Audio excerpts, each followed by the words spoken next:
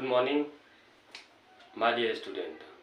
मैं फुलटू सर फिर से एक बार स्वागत करता हूं आपके अपने YouTube channel dreams of English classes में। मेरे प्यारे बच्चों, आज हम एक बहुत ही इम्पोर्टेंट टॉपिक लेकर के आए हैं। ये जो टॉपिक है आपका क्लास 12th का जो हिंदी आपका जो बुक है, उसी हिंदी बुक का एक आपका कविता है। आज हम जानेंगे उसी कविता का हिंदी अर्थ लाइन बाय लाइन, और एक एक शब्द को समझना है बेहतर तरीका से। ठीक है, ये जो कविता है आपका अशोक वाजपेयी जी के द्वारा लिखा गया यह एक कविता है, और कविता का जो नाम है बाबू वो है आपका हार जीत। ये जो हार जीत है, अगर आपको ऑब्जेक्टिव में पूछा जाएगा हार जीत शीर्षक कविता के लेखक कौन है, ठीक, तो आपको टिक करना पड़ेगा अशोक वाजपेयी के। किसमें? अशोक वाजपेयी के द्वारा लिखा गया यह एक आपका कविता है। ठीक है, और ये जो कविता जो है, ठीक, ये जो संकलित है, यह जो लिया गया है कहीं नहीं वहीं से लिया गया है। आपको आश्चर्य होता होगा, सर ये क्या बता रहे हैं आप, कहीं नहीं वहीं, ये क्या है? अगर आपको ऑब्जेक्टिव में पूछा जाएगा कि जो अशोक वाजपेयी जी के द्वारा रचित कविता हारजीत शीर्षक मतलब कहाँ से संकलित है, हारजीत शीर्षक जो कविता है अशोक वाजपेयी के द्वारा जो लिखा गया है वह कविता कहाँ से संकलित है, कहाँ से लिया गया है, तो आपको टिक करना पड़ेगा कहीं नहीं वहीं से। घबराएंगे नहीं, कहाँ से? कहीं नहीं वहीं से। थोड़ा सा संक्षेप में जानते हैं लेखक के बारे में। ठीक, अशोक वाजपेयी का जो जन्म होता है 16 जनवरी 1941 ईस्वी में जन्म होता है। कब होता है? 16 जनवरी 1941 ईस्वी में इनका जन्म होता है, और ये जन्म स्थान होता है दुर्ग। ये दुर्ग जो पड़ता है छत्तीसगढ़। कहाँ पड़ता है? छत्तीसगढ़। ठीक है, लेकिन ये जो है ना मूल निवासी कहीं और के होते हैं। इनका जो मूल निवासी होते हैं सागर मध्य प्रदेश। ध्यान रखेंगे, मूल निवासी कहीं और है, जन्म स्थान कहीं और है। ठीक है, अब ये नहीं कि मूल आपसे एक क्वेश्चन पूछा जा रहा है मूल निवासी और आपको ऑप्शन में मिल जाएगा जन्म स्थान भी, तो उसको टिक कर देंगे तो गलत हो जाएगा। मूल निवासी में ध्यान रखेंगे सागर मध्य प्रदेश, और जन्म स्थान इनका कहाँ है? दुर्ग छत्तीसगढ़। कहाँ? दुर्ग छत्तीसगढ़। कोई दिक्कत नहीं ना? चलिए, अब यही थोड़ा सा संक्षेप इनका था। बाकी बात हम ऑब्जेक्टिव में देखेंगे। सबसे ज्यादा हम लोग ऑब्जेक्टिव के माध्यम से हम जानेंगे क्या है कैसे है नहीं है। चलिए फिलहाल अभी हम चलते हैं सीधा कविता का जो आपका हिंदी अर्थ है। ठीक है, उसी हिंदी अर्थ को हम लोग समझते हैं। आप लोग भी अपना अपना बुक लेकर के सामने रख लीजिए और बैठ जाइए। चलिए हम लोग पढ़ते हैं। देखिए, कविता जो है आपका कहता है कि वे उत्सव मना रहे हैं। क्या कर रहा है यहाँ पे? वे उत्सव मना रहे हैं, वे उत्सव मना रहे हैं। ये जो वे शब्द जो आया है ऑब्जेक्टिव में भी ध्यान रखेंगे, ये जो वे शब्द जो आया है ना, ये नागरिकों के लिए आया है, आम जनता के लिए आया है। ठीक है, तो यहाँ पे लेखक बोल रहे हैं कि वे उत्सव मना रहे हैं, सारे शहर में रोशनी की जा रही है। उन्हें बताया गया है कि उनकी सेना और रथ विजय प्राप्त कर लौट रहे हैं। लेखक यहाँ पे बोल रहे हैं, यहाँ पे ध्यान रखेंगे एक सब्जेक्टिव क्वेश्चन भी है यहाँ पे कि उत्सव कौन और क्यों मना रहे हैं। ध्यान रखेंगे, यहाँ से आराम से यहीं से आपको आंसर मिल जाएगा। उत्सव कौन मना रहे हैं? तो नागरिक मना रहे हैं। क्यों मना रहे हैं? अब सुनिए पहले। तो यहाँ पे बोल रहा है कि वे उत्सव मना रहे हैं। नागरिक जो है ना पूरा उत्सव मना रहा है। उत्सव मतलब कि खुशी मना रहा है। ठीक है, साथ ही साथ पूरा जो शहर है, पूरे शहर को चमकाया जा रहा है। नहीं, पूरा शहर को चमकाया जा रहा है, मतलब रोशनी करने का मतलब क्या? पूरे शहर को सजाया जा रहा है, चकाचौंध, रोशनी के चकाचौंध किया जा रहा है। नहीं, पूरे शहर को सजाया जा रहा है। ठीक है, उन्हें बताया गया है कि उनकी सेना और रथ विजय प्राप्त कर लौट रहे हैं। और उनको जो बताया गया है ना, ठीक है, उनको जो बताया गया है, उनको ये बताया गया है कि हमारी जो सेना थी और हमारा जो रथ था, जो युद्ध में गया था, वो विजय प्राप्त करके लौट रहा है। बात समझने का प्रयास कीजिएगा। उन्हें बताया गया, किन्हें? नागरिक को बताया गया है कि तुम खुशियां मनाओ, पूरे शहर को सजा दो, खुशियां मनाओ, शहर को सजा दो। क्यों? क्योंकि हमारा जो सैनिक था और जो साथ में रथ जो गया, जो सैनिक था, रथ था, ठीक, वो युद्ध में विजय प्राप्त करके लौट रहा है। किसके द्वारा बताया गया है? सत्ता वर्ग के लोग होते हैं, उन्हीं के द्वारा ये चीज बताया गया है कि हमारा जो सैनिक जो गया था युद्ध लड़ने के लिए, वहाँ से जो युद्ध जीत करके लौट रहा है, इसलिए तुम उसी के जीत के खुशी में उत्सव मनाओ, पूरा शहर को सजा दो। ठीक। फिर क्या है, नागरिकों में से ज़्यादातर को पता नहीं है कि किस युद्ध में उनकी सेना और शासक गए थे, युद्ध किस बात पर था। देखिए यहाँ पे लेखक बता रहे हैं, शहर का सारा नागरिक शहर को सजाने में, खुशियां मनाने, उत्सव मनाने में तो व्यस्त है, लेकिन जो नागरिक है उनमें से अधिक नागरिकों को इस बात को जानकारी नहीं है कि हमारा जो सेना जो था, ठीक है, किस युद्ध पे गया है, ठीक है, और साथ ही साथ किसके साथ मेरा युद्ध था। ये चीज अधिकांश नागरिकों को पता नहीं कि हमारी जो सेना और शासक जो युद्ध लड़ने के लिए गया था, मेरा दुश्मनी नहीं, मेरा युद्ध किस बात से था और किसके साथ था। ये चीज अधिकांश नागरिकों को पता नहीं है, किसी को नहीं पता है। लेखक बता रहे हैं सिर्फ सब खुशियां मनाने में, उत्सव मनाने में सब व्यस्त हैं। ये भी आपका सब्जेक्टिव क्वेश्चन होगा। यह भी नहीं कि शत्रु कौन था, पर वे विजय पर्व मनाने की तैयारी में व्यस्त हैं। लेखक बोल रहे हैं कि यह भी नहीं कि शत्रु कौन था, सिर्फ ये पता है कि हमको उत्सव मनाना है। लेकिन लेखक सवाल यहाँ पे ये कर रहे हैं कि हमारा जो सेना और शासक जो युद्ध लड़ने के लिए गया था, तो हमारा शत्रु कौन था, हमारा दुश्मन कौन था, मेरा जो युद्ध था किसके साथ युद्ध था। नहीं, सिर्फ सभी नागरिक उत्सव मनाने में क्या है, व्यस्त हैं। ठीक है, उन्हें सिर्फ इतना पता है कि उनकी विजय हुई है। नहीं, लेखक बोल रहे हैं कि नागरिकों को सिर्फ इतना पता है कि हमारी विजय हुई है, हमारी विजय हुई है। हमारी मतलब कि हमारा जो सेना जो युद्ध गया था, युद्ध पर जो गया था, युद्ध लड़ने के लिए गया था सेना और शासक, ठीक है, वही युद्ध जीत करके आया है और हम लोग उसी की तैयारी में, शहर को सजाने में व्यस्त हैं। हमको पता है सिर्फ इतना कि हम जीत गए हैं। लेकिन लेखक यहाँ पर सवाल खड़ा कर रहे हैं कि मेरा शत्रु कौन था, किस बात पे युद्ध था, इस बात को लेकर के किसी आम नागरिकों को पता नहीं है।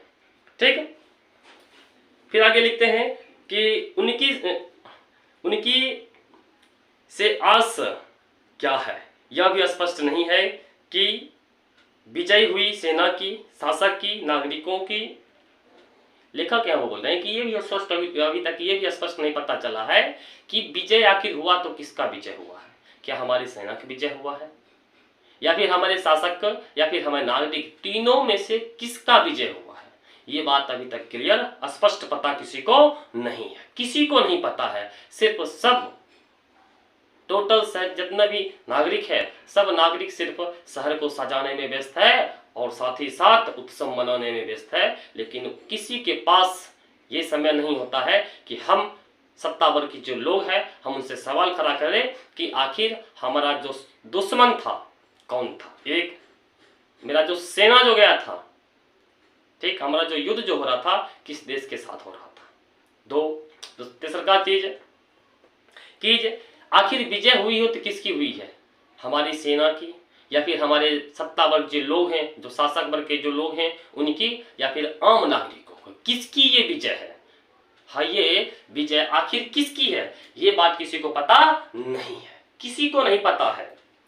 फिर देखिए आगे लेखक कहते हैं किसी के पास पूछने के लिए अवकाश नहीं। अवकाश का अर्थ होता है बाबू समय। किसी भी नागरिक के पास जो है ना, आम जनता के पास के समय नहीं है कि हम जाकर के सत्ता वर्ग के लोग से सवाल जवाब कर सके। किसी के पास समय नहीं है जाकर के पूछे कि हमारा दुश्मन कौन था, किस बात से युद्ध होता। किसी के पास समय नहीं है, किसी के पास समय नहीं, किसी के पास समय नहीं है। ठीक है, नागरिकों को नहीं पता है कि कितने सैनिक गए थे और कितने सैनिक वापस आए। लेखक बोल रहे हैं नागरिकों को ये भी नहीं पता है, इस बात को भी मतलब कि अप्रदर्शित रखा गया है। पता नहीं है, सच्चाई पता नहीं है, किसी को नहीं पता है। और साथ ही साथ नागरिकों को ये भी नहीं पता है कि हमारा जो सैनिक था युद्ध पे, कितना सैनिक युद्ध लड़ने के लिए गया है और कितना सैनिक वहां से वापस लौट कर आया है, और उस युद्ध के मैदान में हमारे देश के सैनिक कितना शहीद हो गए, ये भी किसी को पता नहीं है। किसी को नहीं पता है और ना ही किसी को इस बात की जानकारी दी गई है। किसी को नहीं इस बात की जानकारी दी गई है कि हमारा युद्ध किस देश से था, हमारा शत्रु कौन था, कितना सेना युद्ध पे गया, कितना वहां से रिटर्न आया और कितना वहां पे शहीद हो गया, युद्ध के मैदान में कितना शहीद हो गया, इस बात को लेकर के किसी को जानकारी नहीं है। किसी आम नागरिक को, किसी को इस बात को लेकर के जानकारी नहीं है। सिर्फ सब उत्सव मनाने में, खुशियां मनाने में सिर्फ और सिर्फ क्या है, व्यस्त हैं। सिर्फ उत्सव मनाने में सब व्यस्त हैं। ठीक, फिर बोलते हैं खेतों में रहने वाले की सूचित और प्रकाशित है। जो खेत खलिहान में जो मजदूर वर्ग के जो लोग होते हैं उनका नाम, जो खेत में काम करते हैं जो मजदूर वर्ग के लोग होते हैं उनका नाम बिल्कुल अप्रकाशित है। उनके बारे में थोड़ा सा भी जिक्र नहीं किया गया है।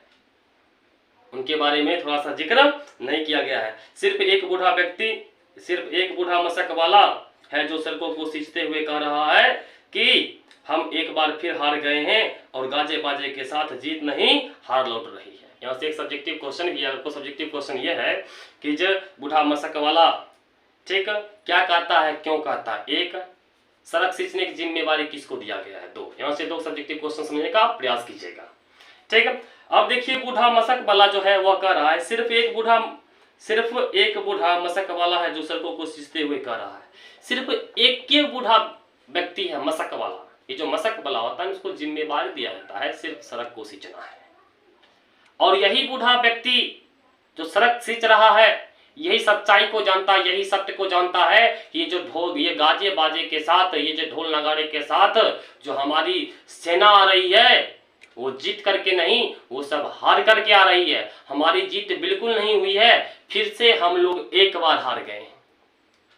ये चिल्ला चिल्ला करके बोलता है बूढ़ा मशक वाला, लेकिन उनकी बातों पर ध्यान नहीं देता, उनकी बातों को सुनता नहीं है। क्यों? क्योंकि वो सिर्फ सच्चाई जानता है और वो जब वो सच्चाई जानता है तो सिर्फ उसको एक यहाँ पे जो जिम्मेदारी दिया गया है, सिर्फ उसको यही जिम्मेदारी दी गई है कि तुमको सड़क सींचना है। क्यों सड़क को सींचा जा रहा है? क्यों? क्योंकि हमारे जो शासक वर्ग के लोग और साथ ही साथ हमारे देश के जो सैनिक थे, जो सेना थे, जो युद्ध के मैदान में गए थे, अगर वो युद्ध के मैदान से वहां से लौट करके आ रहे हैं, उसके चेहरे पे, उनके चेहरे पे धूलकण ना पड़ जाए, उनके चेहरे पे धूलकण ना पड़ जाए, इसलिए सड़क को साफ सफाई करने के साथ साथ सड़क को क्या किया जा रहा है, सींचा भी जा रहा है।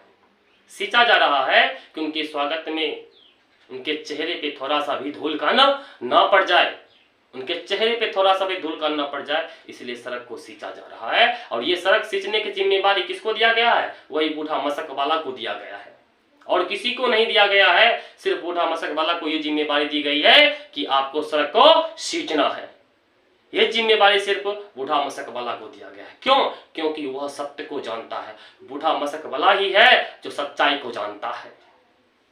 बात समझने का प्रयास कीजिएगा, ठीक है। लेकिन उनकी बातों पे कोई ध्यान नहीं देता है, कोई ध्यान देता नहीं है, ठीक है। फिर बोलते हैं उस पर कोई ध्यान नहीं देता है। और अच्छा यह है कि उस पर भार सड़क सींचने की जिम्मेवारी है, सच को दर्ज कराने के लिए या बोलने की नहीं, जिन पर है वो सेना के साथ साथ ही लौट रहे हैं। यहाँ पे लेखक बोल रहे हैं वही बूढ़ा मशक वाला है जिसको सच्चाई पता है, वही सिर्फ सत्य को जानता है कि गाजा बाजा के साथ जो लौट रहा है ये हमारी बिल्कुल हार लौट रही है, इसमें मेरा कोई जीत नहीं है।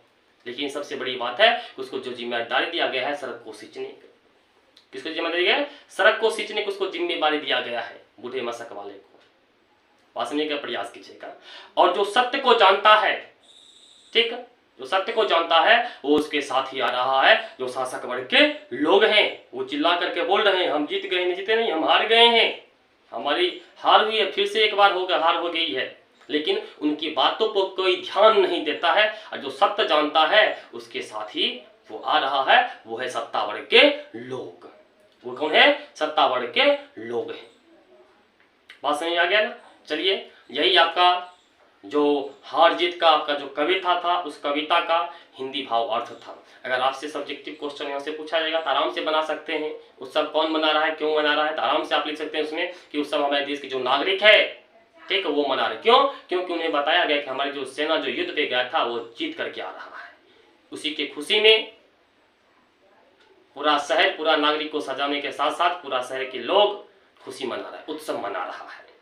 बूढ़ा मशक वाला सड़क को क्यों सींच रहा है?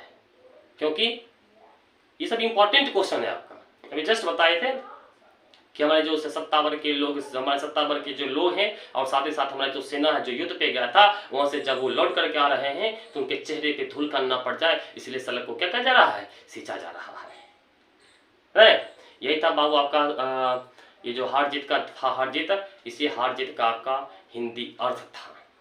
उम्मीद करते हैं कि आप लोग बेहतर तरीका से समझ गए होंगे। एक बार आप लोग आज का जो एक छोटा सा टारगेट लेकर हम प्रत्येक दिन चलते हैं अब से, कि आप लोग सिर्फ 100+ व्यूज और 50 से ज़्यादा आप 50+ आप लाइक और 100 से ज़्यादा आप व्यूज कीजिए। इसी के साथ जय हिंद, वंदे मातरम। फिर मिलते हैं नेक्स्ट डे एक नई टॉपिक के साथ।